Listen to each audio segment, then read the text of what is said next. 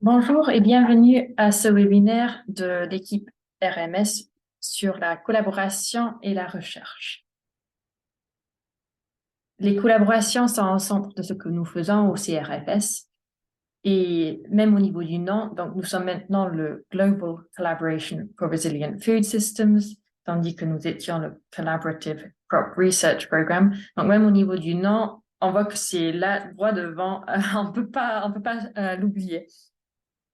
Donc, on travaille ensemble afin de transformer les systèmes alimentaires et ce travail ensemble, cette collaboration est nécessaire afin de construire quelque chose et de vraiment avoir cette transformation. C'est en travaillant ensemble qu'on a accès à des ressources différentes, à des perspectives autres que les nôtres et évidemment aussi à des expertises que nous, on n'en a pas, car on ne peut pas tout avoir. Dans une collaboration, par contre, il y a toujours deux parties.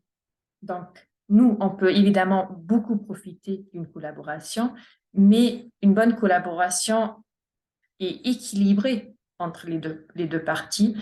Euh, et donc, les deux parties sont gagnants. Une bonne collaboration n'a pas besoin d'être égale, par contre. Euh, mais il doit y avoir quelque chose en plus, quelque chose d'utile pour les deux parties. Et on va discuter de cela un peu dans cette présentation, dans ce webinaire. Alors, le CRFS ou l'ancien CCRP a des principes. En particulier, il y a des principes de collaboration et de recherche. Alors, on va commencer en regardant cela. Et je vous encourage de regarder le lien avec tous les principes avec plus de détails. Regardons d'abord les principes de collaboration. Donc, il y a 4 principes opérationnels. Celui de la réciprocité, donc d'avoir de la confiance avec les partenaires. Donc, sans confiance, on ne peut pas travailler ensemble. Deuxièmement, la mutualité. Et ça revient à cette idée que les deux parties doivent bénéficier de cette collaboration, sinon elles ne sont pas engagées et elle ne va pas être une collaboration réussie. Troisièmement, on a des collaborations qui sont réalistes. Ça, c'est vraiment important et on n'en parle peut-être pas assez, mais une collaboration sur papier peut avoir l'air super, mais ça ne vaut pas la peine si ce n'est pas réaliste. Si peut-être les partenaires ils n'ont pas les ressources encore ou ils ne sont pas exactement prêts pour cette collaboration. Donc, soyez toujours réalistes. Et quatrièmement, nous sommes tous engagés dans cette transformation des systèmes alimentaires. Nous voulons générer du mouvement, comme ça indique ici. Donc, nous collaborons non seulement pour améliorer notre propre travail, mais vraiment pour changer les systèmes. À gauche, ici, nous avons aussi un thème qui va apparaître à plusieurs reprises, et c'est celui de l'inclusion. Car en incluant des perspectives différentes, des expertises différentes, et ça à tout niveau et de toutes sortes, nous pouvons créer des solutions qui sont plus stables et plus durables, car ça marche pour plus de personnes. Donc, cette idée, je pense qu'elle est importante. Le CCRP, ou plutôt le CRFS, a aussi des principes de recherche qui, pour moi, ils touchent aussi sur l'idée de collaboration. Donc, encore, si on regarde les principes opérationnels, on a l'idée de capacity building, donc de former, de s'entre-former même. Donc, ce n'est pas nécessairement le professeur qui forme les étudiants, mais est-ce qu'il y a des directions de savoir dans d'autres domaines? Par exemple, en tant que chercheur, est-ce on crée des connexions entre la région locale et le sphère globale de savoir? Est-ce qu'on connecte les sphères sociaux et techniques? Et bien sûr aussi, on a tous l'aspect de travailler directement avec des agriculteurs et des producteurs. Donc, le principe de co-création Ça vient sous le thème des FRN, comme vous connaissez bien. Et on a bien sûr des principes de FRN, de Farm Research Network, bien aussi, qu'on va regarder. Et encore une fois, je vous encourage de jeter un coup d'œil au site web FRN, que vous avez le lien là. Donc, vous avez le lien là. J'ai identifié 2 principes FRN qu'on va regarder ensemble. Premièrement, des agriculteurs diversifiés participent à l'ensemble du processus de recherche. Il y a 2 idées ici qu'on peut faire ressortir. Premièrement, des agriculteurs diversifiés. Alors, encore une fois, il y a cette idée d'inclure des voix différentes, d'inclure tout le monde surtout, de ne laisser personne sur le côté ou de n'oublier personne. Et la deuxième idée, c'est que les participants sont engagés dans tout le processus. Donc, ce n'est pas seulement de co-créer ou co-définir qu'est-ce qui va être le sujet de la recherche, mais aussi de définir qui va faire la collecte et les choses au milieu, et décider à la fin qui décide à quel moment les recherches sont terminées, qui décide ce qu'on va faire avec les recherches, avec les résultats. Qu'est-ce qui compte comme des bons résultats même? Le troisième principe que je voulais souligner ici, c'est que les réseaux sont collaboratifs et facilitent l'apprentissage et le partage des connaissances. Donc, ce principe, je pense qu'il marche aussi bien pour les FRN, mais que pour notre COP, notre communauté de pratique. Car dans notre communauté, on veut travailler ensemble afin de partager et afin de construire sur les connaissances de chacun et chacune. Il y a aussi le 3,2 là, mention de cette idée d'inclusion de voix différentes afin de construire quelque chose qui va marcher pour le plus grand nombre. Au sein du CRFS et au sein de notre communauté, vous avez tous beaucoup d'expérience en matière de collaboration. Et alors, on va faire une petite pause sur ma présentation et on va écouter un enregistrement audio d'une conversation que j'ai eue avec Roger Caboret, que vous connaissez bien tous, directeur de l'association Minim Songpanga au Burkina Faso, et qui travaille surtout entre les chercheurs et les agriculteurs. Moi, j'aimerais beaucoup savoir plus sur votre rôle de médiateur. Comment vous vous décrivez? Vous êtes médiateur, quel est votre rôle pour vous entre ces parties? Oui, bon, si je prends, je dirais un peu ce rôle de médiateur, parce que c'est un de mes rôles aussi, ça veut dire que c'est le rôle de médiateur entre les producteurs et les chercheurs. Je vois la chose comme ça. Alors, ça veut dire que ça demande de ma part de bien comprendre déjà les producteurs. Et quelles sont vraiment leurs préoccupations et quelles sont, je dirais, leurs forces, mais quelles sont aussi les faiblesses de ces producteurs-là.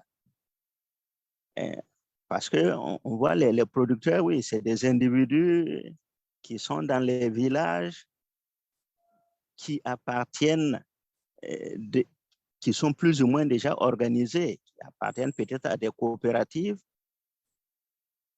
Mais la MSP vient un peu, veut les rassembler autour de la question de la recherche. C'est ça qui est vraiment fondamental. C'est rassembler ces producteurs-là autour de la recherche agricole. Donc, mon rôle déjà, c'est est-ce que entre producteurs et au sein de la MSP, est-ce que les choses sont très claires déjà? Ça, c'est, je dirais, une sorte de médiation même à l'intérieur du système. L'autre partie maintenant, c'est, je dirais, entre la MSP, les producteurs et les chercheurs. Et là aussi, je me rends compte que les chercheurs, il faut les prendre aussi en fonction de leur structure. Parce que les chercheurs, ils ne viennent pas en tant qu'individus. Pour travailler avec la MSP, par exemple, ils appartiennent à des structures. Donc, tout comme les producteurs sont plus ou moins organisés, chez eux aussi, c'est le cas. Et même chez les chercheurs, c'est beaucoup plus poussé. Donc, la médiation, pour moi, en tant que médiateur, j'ai compris qu'il ne faut pas chercher à voir les chercheurs en tant qu'individus seulement, mais il faut les voir dans leur environnement aussi. Absolument, absolument. Ouais. Alors, ça m'a pris du temps pour comprendre cela et voir que cette médiation-là, elle doit se faire progressivement. Voilà, on doit avoir, que ce soit les producteurs ou les chercheurs, on doit avoir le même but, mais il faut aller au rythme de tout un chacun. Et c'est ça un peu la complexité du rôle de médiateur. Oui, absolument. Je suis totalement d'accord avec tout ça. Et comment est-ce que vous avez commencé à créer les liens, peut-être? Ou comment aussi, vous avez dit qu'il faut bien connaître, par exemple, les producteurs, leurs besoins et les lacunes de connaissances, par exemple. Comment est-ce que vous arrivez à avoir ces connaissances? Alors, et ça, maintenant, il faut repartir, je dirais, un peu au début même de la création de l'AMSP, où, effectivement, avec un groupe de membres fondateurs, bon, on s'est fixé, bien sûr, des objectifs et bien sûr, des règles de fonctionnement.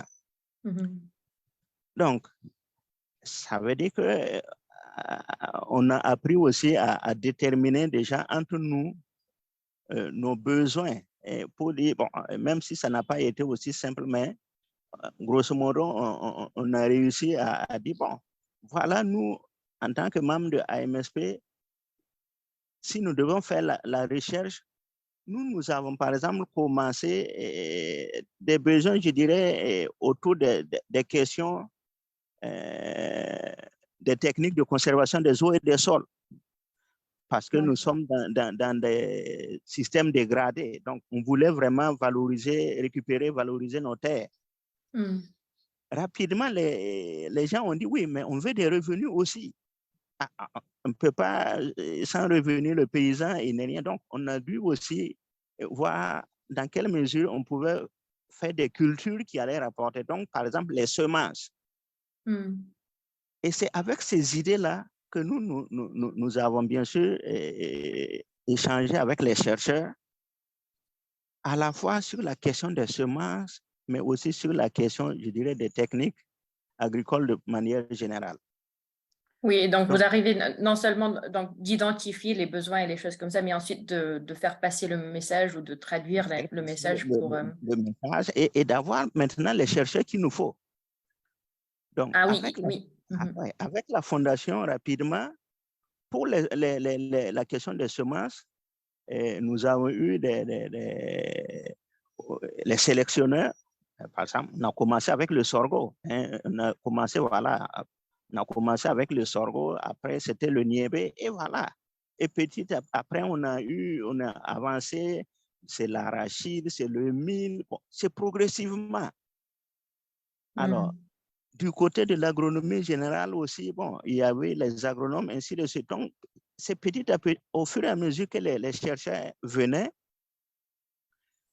bon, nous avons compris aussi que, attention, ces gens-là, chacun aussi venait pour ses intérêts particuliers, notamment pour leur carrière. Et ça aussi, en tant qu'association AMSP, on a compris que ce n'est pas juste que les chercheurs viennent nous aider, mais qu'ils ont aussi leur besoin d'évolution dans leur carrière.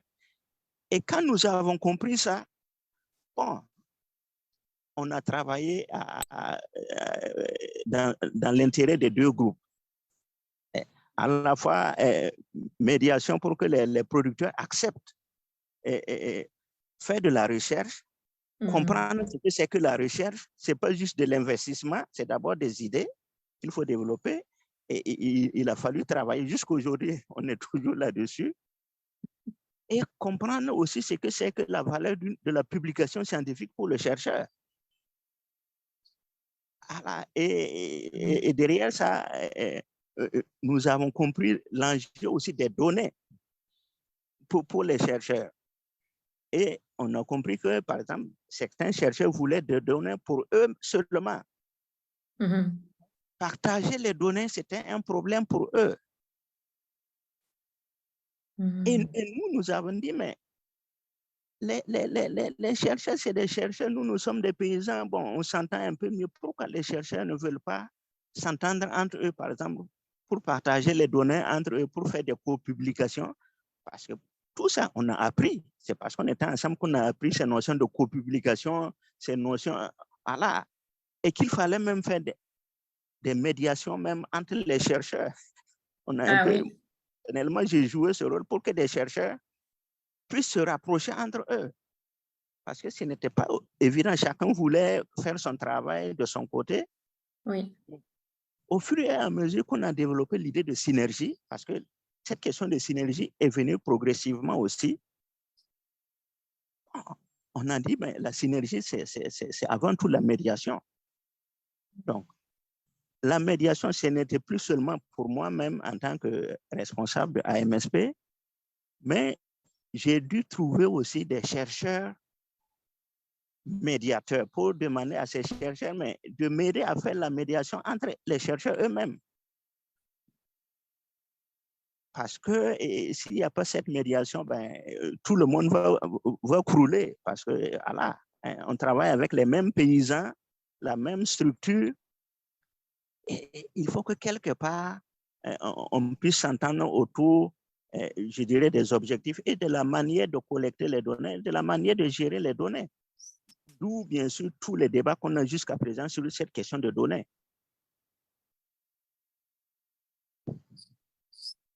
Super, c'est fascinant. Je pense que vous avez déjà répondu un peu à mes questions. Au début, c'était peut-être toujours vous qui traduisez ou qui était le médiateur entre des parties différentes, que ce soit entre les producteurs ou entre les chercheurs ou entre les producteurs et les chercheurs. Mais donc, si je comprends bien, maintenant, vous allez élargir ça et il y a d'autres personnes qui aident à...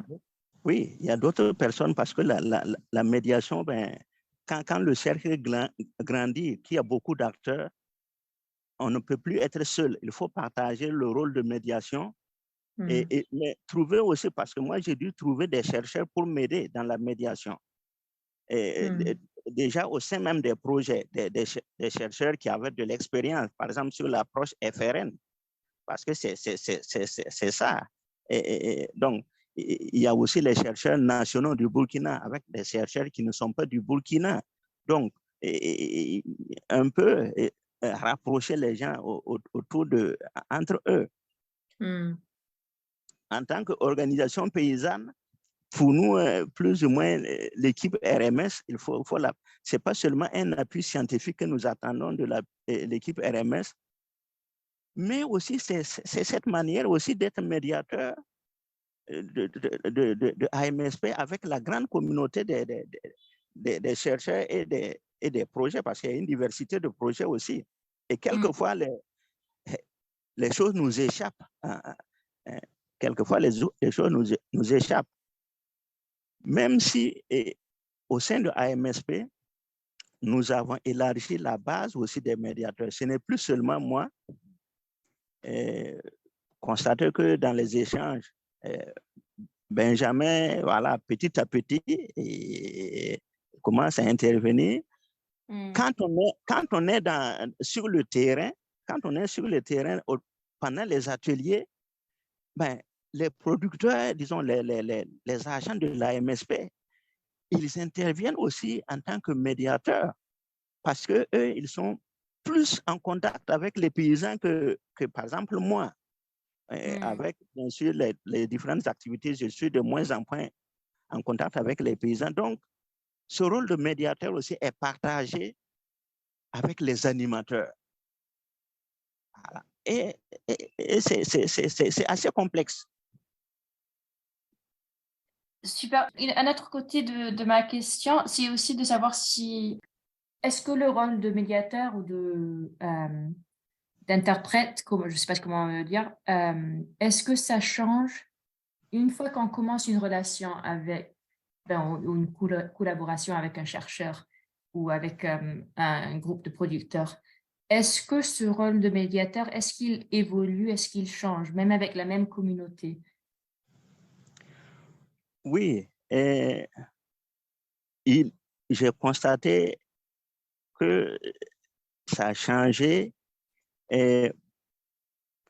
parce que si je prends de manière très précise, nous avons dit que la MSP, son objectif principal, c'est de faire la recherche-développement. Maintenant, pendant, je dirais, assez longtemps, et peut-être même jusqu'aujourd'hui, c'est beaucoup plus l'aspect recherche qui est mis en avant. Les paysans disent, mais, et même les animateurs, parce que les paysans, on dit à travers les animateurs qui parviennent bien sûr au niveau du bureau de la MSP maintenant, le volet développement doit aussi être pris en compte de manière visible. Et ça, et cela a été clairement dit dans la réforme de l'AMSP en décembre 2022, donc il n'y a pas longtemps,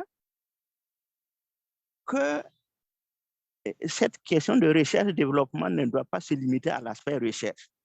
Maintenant, nous devons chercher les voies et moyens pour l'aspect développement, ça veut dire amener les technologies à la mise à l'échelle. Ça veut dire amener des investissements. Ça veut dire faire du plaidoyer. Maintenant, alors que les questions de plaidoyer, ce n'était pas, je dirais, le fort de la MSP. Mais maintenant, ça devient une priorité, sinon l'aspect développement ne sera pas pris en compte.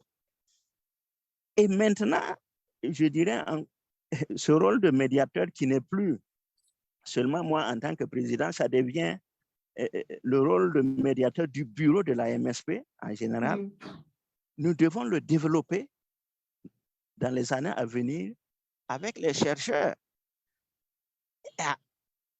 Pour le moment, nous ne voyons pas les chercheurs experts en plaidoyer. Il n'y en a pas. Ceux qui travaillent avec nous, ce pas des experts en plaidoyer. C'est beaucoup plus des développeurs de technologie.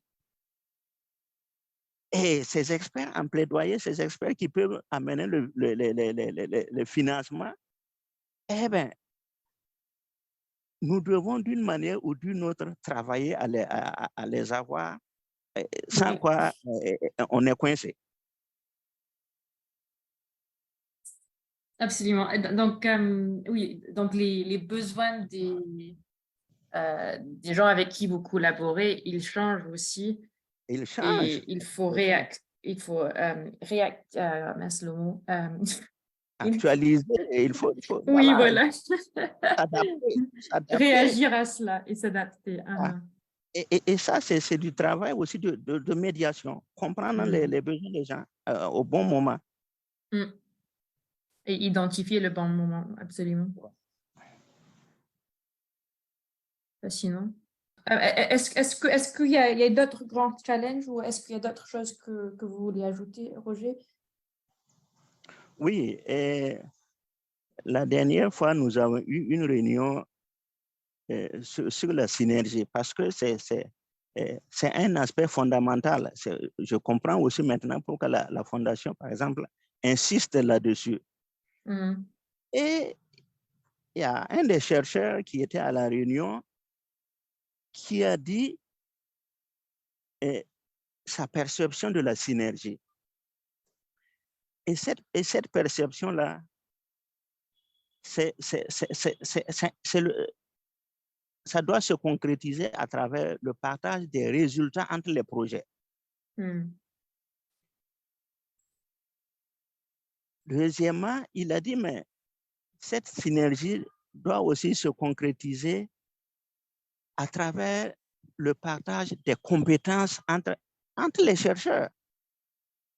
Et il y a aussi des chercheurs qui rentrent dans le jeu de la médiation et nous avons intérêt à avoir un regard sur ces chercheurs médiateurs-là aussi, qui veulent faire la médiation entre chercheurs pour demander aux autres chercheurs, partageons nos résultats entre nous parce que on va tous gagner, partageons nos compétences pour que chaque projet ne fasse pas la même chose qu'un projet a déjà fait, par exemple. Alors, donc, je vois maintenant ce rôle de médiation. Donc, pas seulement en tant que Roger est président de AMSP, mais je vois que au sein de la communauté des chercheurs, il y a des chercheurs médiateurs. Alors, merci Roger pour cette intervention. Elle était très provocante. Et comme avec chacune de mes conversations avec les chercheurs de notre communauté, j'ai envie de prendre note afin de réfléchir après encore au sujet et au thème abordé. Et j'imagine que vous aussi, en écoutant cette conversation, il y avait beaucoup de choses qui vous êtes familiers. Et on aura peut-être un peu de temps à la fin de ce webinaire pour partager plus. Je nous amène maintenant sur une autre perspective, et c'est celui de l'anthropologie. Donc, l'anthropologie, et moi je suis anthropologue, l'anthropologie s'intéresse aux personnes et donc aussi comment les personnes travaillent ensemble. Je pose la question ici si c'est possible d'avoir une égalité dans des collaborations, mais aussi si on doit essayer d'avoir une égalité. Et personnellement, je ne crois pas qu'on a besoin de penser à l'égalité, mais plutôt un équilibre, de trouver un équilibre. Je pense que c'est plus important que le concept d'égalité, ici en tout cas. Alors, l'anthropologie nous donne un concept qui s'appelle le relativisme culturel. Et c'est une méthode pour comprendre une autre personne ou l'autre. C'est guidé par 3 idées. Premièrement, les autres ne pensent pas nécessairement comme vous. Et ça, c'est vraiment une idée de base qui est très importante. Deuxièmement, que les gens agissent ou réfléchissent toujours avec une logique. Ce n'est pas nécessairement la même logique que vous utiliserez, mais il y a une logique. Et il faut essayer de trouver cette logique. C'est ça qui est intéressant, de trouver pourquoi les gens pensent comme ils pensent. Et troisièmement, ça c'est aussi, je pense, très important, que la différence n'est pas synonyme de mieux ou de pire. Donc, une différence peut être différente sans qu'elle soit meilleure ou pire que quelque chose d'autre. L'anthropologie nous donne aussi une méthode de résoudre des problèmes, ou peut-être 3 questions guides pour résoudre des problèmes. Premièrement, c'est que les choses ne sont pas toujours ce qu'elles semblent, et donc de remettre tout en question, y compris de se remettre en question. Donc, il faut faire attention de bien se connaître, afin de mieux connaître quelqu'un d'autre. Deuxièmement, donc, nous, on ne travaille pas sur des îles, mais on travaille avec des communautés, on travaille avec des villages, on travaille avec des ménages. Ces communautés, elles sont pas isolées, elles ont des interactions avec d'autres communautés, il y a des acteurs différents au sein de la communauté. Donc, le deuxième point, ou la deuxième question, c'est d'identifier les connexions et d'identifier qui n'en a pas ou qui ne fait pas partie de la communauté. Qui est-ce qu'on a exclu? Qui est-ce qu'on a oublié? Et pourquoi? Et troisièmement, ça c'est vraiment important, c'est de savoir qu'est-ce qui nous motive. En sachant ce qui motive quelqu'un, on peut mieux travailler avec eux parce qu'on sait comment ils marchent, ce qui les motive. Donc, par exemple, on a une image d'une famille dessinée par un enfant, évidemment. Je pense qu'on peut tous se mettre d'accord qu'on est motivé par nos relations personnelles, surtout avec les familles. On a aussi une image ici que je l'ai choisie pour représenter l'identité, que ce soit l'identité personnelle, l'identité culturelle ou autre. Ça, c'est aussi un facteur très important pour tout le monde, je pense. Et troisièmement, on a une image d'un cheval. Ce n'est pas nécessairement un clin d'œil à Bettina qui aime les chevaux, mais ça peut représenter donc ou quelque chose qu'on aime faire, ou une activité économique, ou juste le plaisir. Hein, ça aussi, c'est important. On dirait que le cheval, il a l'air assez content. Alors, ces trois questions, ensemble, ils peuvent nous aider à travailler ensemble et mieux comprendre l'autre personne. On va passer maintenant à un exemple de deux équipes qui veulent travailler ensemble. Donc, tout de suite, j'espère que vous vous dites qu'il y a un problème avec cette image. Et absolument. Et on va regarder ça tout à l'heure. Donc, entre deux équipes, afin de bien travailler ensemble, ils doivent prendre en compte les paramètres du projet. Ils doivent se décider de ce qui compte comme données, qui va gérer les données, qui va faire la collecte, tout ça.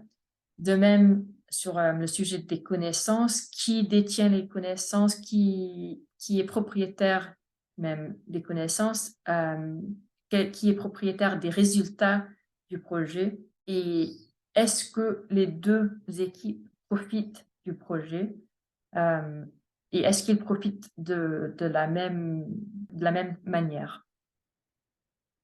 Donc ça, je pense que vous connaissez tous ces questions-là. Vous savez que c'est important de discuter de cela afin d'avoir une bonne collaboration.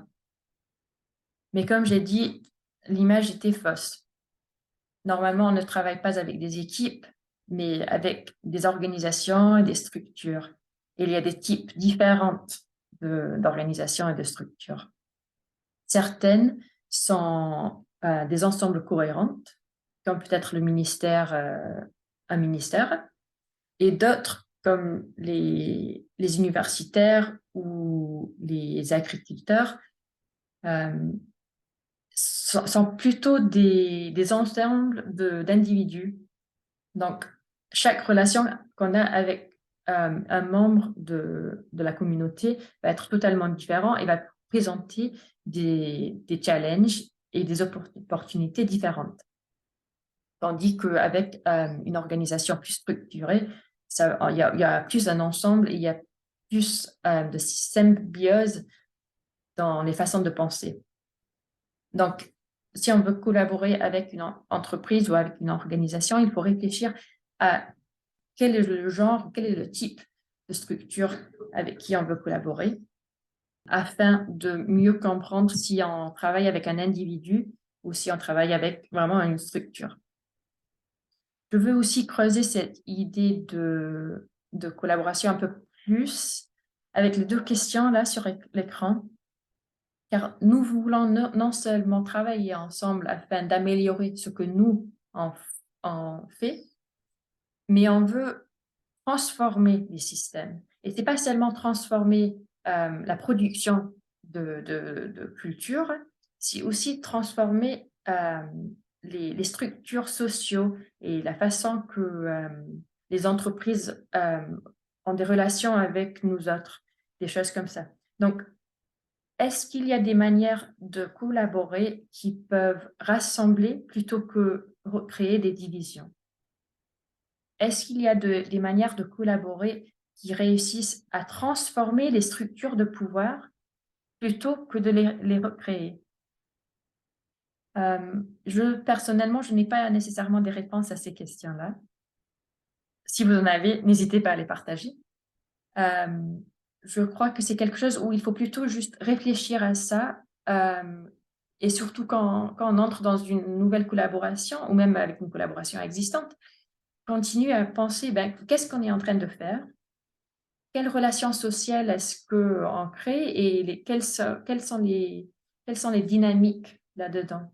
Est-ce qu'on peut changer quelque chose, même dans les relations sociales?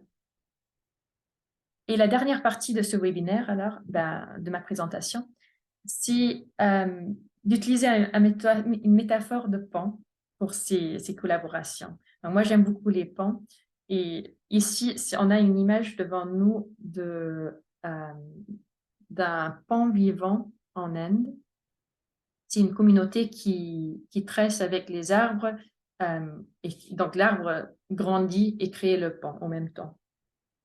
Pour avoir une bonne collaboration, il doit y avoir une partie ou un partenaire qui comprend les deux côtés et qui peut traduire entre les deux côtés. En utilisant le métaphore des pans ou un ingénieur de pan, il faut qu'il sache, premièrement, quels sont les objectifs qu'on veut faire. Est-ce qu'on veut traverser la rivière, donc, et pourquoi? Deuxièmement, quels sont les matériaux disponibles? Ici, on voit qu'on a des pierres, on voit qu'il y a des arbres vivants, surtout. Et trois, quels sont les outils ou autres exigences techniques? Donc, par exemple, c'est qui est-ce qui veut traverser d'une rive à l'autre? Est-ce que ce sont des vieilles personnes? Est-ce que c'est des animaux? Des questions comme ça.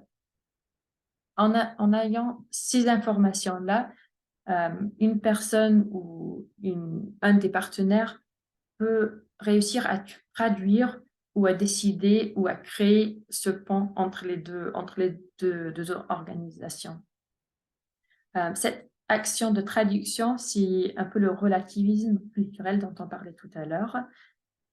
Alors, j'aime bien cette métaphore. Comme nous disons tout à l'heure, un pont n'a pas besoin de relier deux côtés égaux. Les deux partenaires n'ont pas besoin d'être